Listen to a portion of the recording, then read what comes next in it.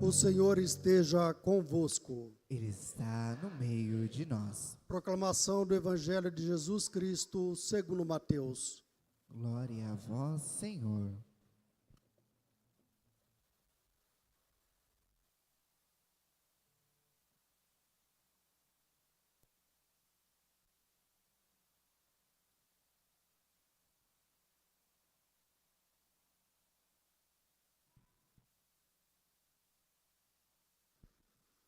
Ao saber que João tinha sido preso, Jesus voltou para a Galiléia. Deixou Nazaré e foi morar em Cafarnaum, que fica às margens do mar da Galiléia, no território de Zabulon e Neftali, para se cumprir o que foi dito pelo profeta Isaías: terra de Zabulon, terra de Neftali, caminho do mar, região do outro lado do rio Jordão, Galiléia dos pagãos. O povo que vivia nas trevas viu uma grande luz, e para os que viviam na região escura da morte, brilhou uma luz. Daí em diante, Jesus começou a pregar, dizendo: convertei-vos, porque o reino dos céus está próximo. Quando Jesus andava à beira do mar da Galiléia, viu dois irmãos, Simão, chamado Pedro, e seu irmão André. Estavam lançando a rede ao mar, pois eram pescadores. Jesus disse a eles: segui-me, e eu farei de vós pescadores de homens. Eles imediatamente deixaram as redes e o seguiram.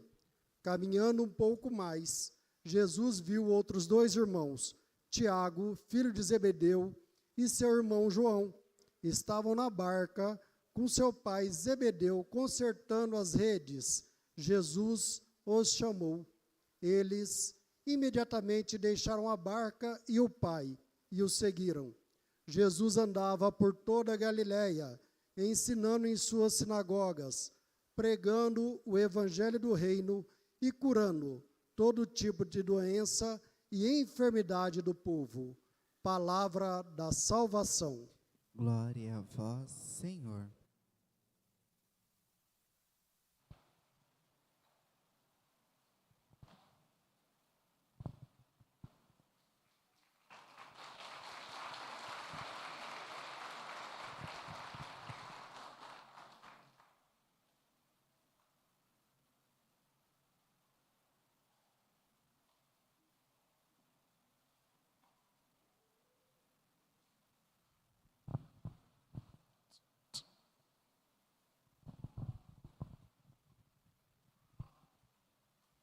Muito bem, então, quero saudar os nossos diáconos, saudar, é claro, o Padre Divan, que está atendendo confissões, os padres que por aqui passaram hoje atendendo confissões, celebrando, participando com vocês, e vocês todos, lideranças desta comunidade paroquial, e todos irmãos e irmãs na fé.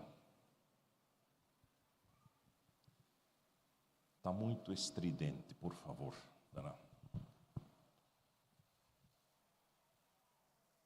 Então nós podemos perceber que hoje nós já estamos celebrando o terceiro domingo do tempo comum. Então lá no tempo do Natal, do Advento, nós celebramos o nascimento do Senhor, ou até mesmo a manifestação de Deus aos povos, e agora nós já estamos celebrando o tempo do Advento. Aliás, o tempo comum, em que a gente vai vivendo com Jesus a caminhada que Ele quer fazer com os seus, para constituir a sua igreja. Mas também é importante que hoje o Papa Francisco, ele quis estabelecer o terceiro domingo do tempo comum como o dia da palavra, em que a gente então precisa compreender mais profundamente que Jesus é a palavra. Ele é a palavra de Deus feita pessoa humana, ele é a palavra de Deus feita carne, feita história. E é por isso, porque ele é Deus feito humano, é o Filho de Deus feito gente, é o Verbo de Deus que se fez carne e habitou entre nós. É exatamente por isso que a liturgia de hoje dá assim essa dimensão de que ele é a luz do mundo, a luz dos povos. Vejamos isso na primeira leitura um pouquinho. Lá no profeta Isaías, lá muito tempo antes de Jesus, 800 anos praticamente antes de Jesus, aquele povo de Israel vivia num mundo de trevas, escravidão, tristeza, deserto, fora de casa, muita desunião, né? Falta de entendimento entre as pessoas. E ali então se diz claramente que o povo, diz o profeta, o povo que andava nas trevas, na escuridão, viu uma grande luz. Para os que habitavam na sombra da morte, uma luz resplandeceu. Lá no Antigo Testamento, olha a palavra forte, bonita. O povo que andava na escuridão viu uma grande luz. Para os que habitavam nas sombras da morte, uma luz resplandeceu. Vejam, isso então mostra que Deus, do seu jeito, lá no Antigo Testamento, ele se fazendo presente na vida das pessoas, através dos profetas, através dos anunciadores, muito especialmente esses grandes profetas que a gente sempre ouve, ele quis se fazer presente, mostrando que quem segue a sua palavra, por isso o dia da palavra, né? Quem segue a sua palavra, ele tem a luz, ele tem orientação, ele não tem desafio da vida que quem segue a palavra do Senhor não tenha força para enfrentar. Então ficou isso da primeira leitura do profeta Isaías. Depois nós ouvimos no Evangelho algo semelhante. Vejam, Jesus, aliás o evangelista São Mateus, faz questão de lembrar que o tempo do Antigo Testamento passou. Não é mais o Antigo Testamento, agora é algo novo. É Jesus que está no meio de nós, conforme eu já expliquei como a gente vive isso no tempo litúrgico. Mas Jesus lembra isso no Evangelho, dizendo assim, o evangelista Mateus lembra isso dizendo que naquele tempo, quando Jesus soube que João Batista estava preso. Vocês lembram do modo como João Batista morreu? Numa festa, né? Por causa de uma promessinha lá que Herodes tinha feito para a filha da mulher dele, né? Herodes perdeu a cabeça, não foi isso? E ainda levaram aliás, João Batista perdeu a cabeça, ainda levaram a cabeça dele numa bandeja, né? Pois é, Jesus ficou sabendo disso. E Jesus entendeu, agora é a minha vez. Agora é a vez do Filho de Deus, aquele que se fez carne e veio habitar entre nós. Então, deixemos o Antigo Testamento, porque agora quem está no meio de nós, quem é para ser a luz do mundo, a luz das pessoas, é o Verbo de Deus que se fez carne. Então veja, uma única frase nos lembra toda essa realidade. Agora, Jesus, ele começa o seu trabalho, começa a chamar os seus aonde? não nos grandes palácios, digamos assim, mas faz toda uma descrição. Jesus estava na Galileia, Jesus estava na Galileia, que é o caminho do mar, é a terra dos pagãos, é o lugar onde vive o povo mais oprimido, mais espoliado, né, vamos dizer assim, mais desgraçado daquele tempo. Ali Jesus começa a falar o quê? O reino de Deus está entre vós. Arrependei-vos e crede no Evangelho. Agora não é mais do modo de Isaías, mas é do modo de Jesus. Ele começa a falar claramente. Ali Jesus chama a conversão, isto é, ele inaugura o seu reino. É do sofrimento, do cotidiano, de dentro da escuridão da vida e da dureza das situações, que Deus chama a perceber a sua luz. Vejam, como entender hoje a luz de Jesus no meio do nosso povo, no meio das nossas famílias, no meio das pessoas que tanto sofrem, né? Todos nós sabemos os tempos difíceis que a gente vive. Será que é possível, no meio disso tudo, entender, perceber, vislumbrar onde está presente a luz de Jesus? Onde está presente a sua vida? Onde está presente o seu Evangelho? Que para nós, então, afinal de contas, a palavra, né? Repito, hoje é o dia da palavra. O Papa quer exatamente que esse domingo, em que nós celebramos toda essa dimensão da palavra de Deus, que é luz, né? Para que a gente compreenda o quanto é possível e importante a centralidade de Jesus na nossa vida. Tantas vezes a gente se preocupa com várias coisas e esquece da centralidade da vida da gente, que é a palavra de Deus, que é a Eucaristia, que é a vida de comunidade, que é a gente estar engajado nessa proposta de reino, fazer a proposta do reino de Deus que Jesus apresenta no Evangelho, uma proposta nossa, com a nossa vida, com a nossa existência, com o nosso modo de sermos família. A fé, diz exatamente, será o verdadeiro remédio para os males do mundo.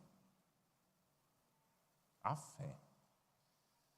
Mas, permitam-me, tem mais uma dimensão importantíssima nas leituras que nós ouvimos hoje, a segunda leitura. Paulo, escrevendo aos Coríntios, ele sabia das muitas divisões que existiam nas comunidades daquele tempo, né? Especialmente a comunidade de Corinto, que a gente lê, estuda e tudo, dizem que eram danados, briguentos até o fim, aqueles coríntios. E Paulo soube disso e começou escrevendo. Como ele escreveu exatamente na leitura dizendo assim: vocês lá na vossa comunidade, uns dizem que são de Paulo, outros de Pedro, outros de Apolo, e lá de repente, lá no meio aparece alguém que diz assim: eu sou de Jesus. E Paulo pergunta: quem é mesmo a luz da vida dessa comunidade? É Paulo? Ele mesmo diz: não, isso. Eu sou mais fraco entre todos eles, eu sou mais pequenininho. É Pedro? Mas Pedro tem tanto problema. É Apolo? Mas Apolo pela madrugada. Então, a nossa vida, né? A nossa fé, ela tem que ter uma centralidade, que a gente tem que sempre ter presente, a centralidade na pessoa de Jesus. Portanto, vejam, lá na primeira leitura, O povo que andava nas trevas viu uma grande luz, todo um povo. No Evangelho nós vimos Jesus que chama, né?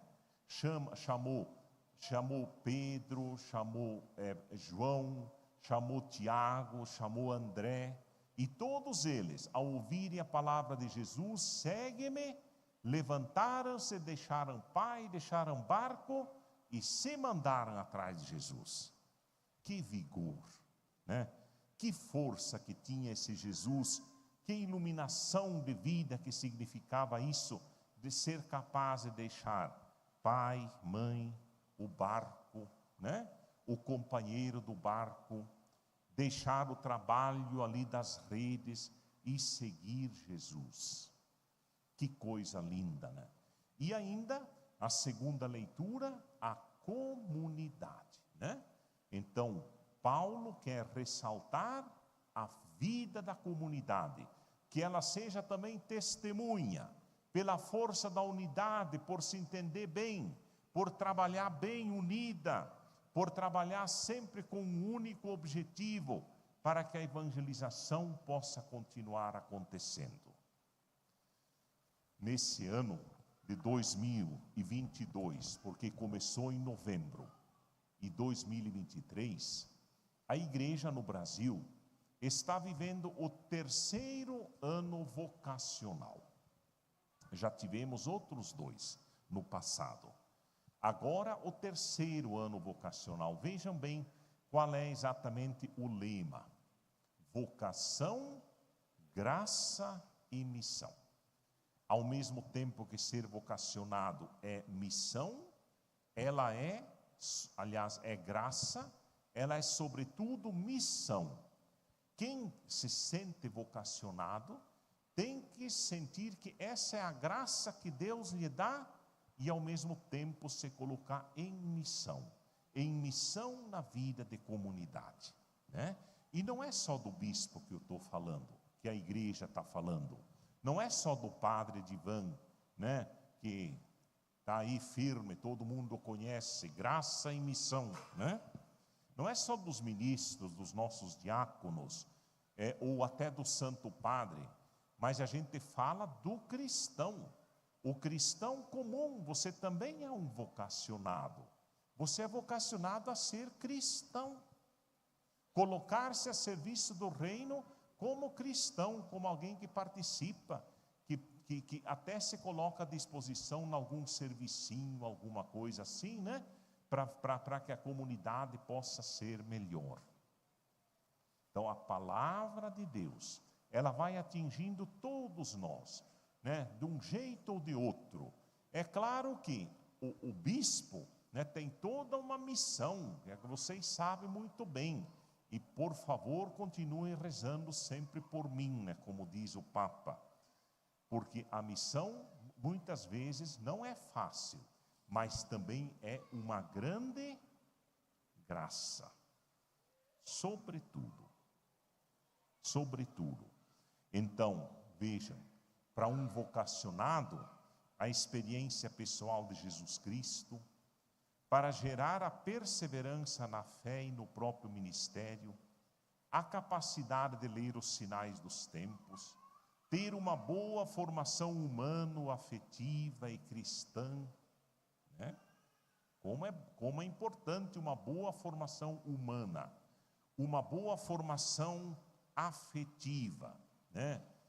Uma boa formação cristã, uma boa formação intelectual para termos a inteligência da fé e uma formação espiritual para conseguir compreender as coisas de Deus, compreender bem o Evangelho, né, a Sagrada Escritura, compreender bem os documentos da igreja, compreender bem, afinal de contas, a estrutura da fé. E, por fim, a formação pastoral, para comungar da caridade do Cristo bom pastor da humanidade. Só que essa palavra bom pastor, eu hoje diria assim, que o Papa quer que substitua um pouquinho, né, esse Cristo que é a palavra de Deus feita pessoa humana, que é justamente aquela que deve nos orientar na nossa vida. Santa Rita de Cássia com certeza fez isso, né? Já falei para vocês em outra oportunidade, estive lá no santuário várias vezes, atendia confissões, celebrava a Eucaristia com os padres que estavam lá, né? Um lugar de fato de muita, muita devoção, mas não esqueçamos que essa devoção toda, ela brota da onde? Brota da palavra de Deus e brota da Eucaristia e da vida de comunidade. Creio em Deus Pai, Todo-Poderoso, Criador do céu e da terra. Jesus Cristo, seu único Filho, nosso Senhor, que foi concebido pelo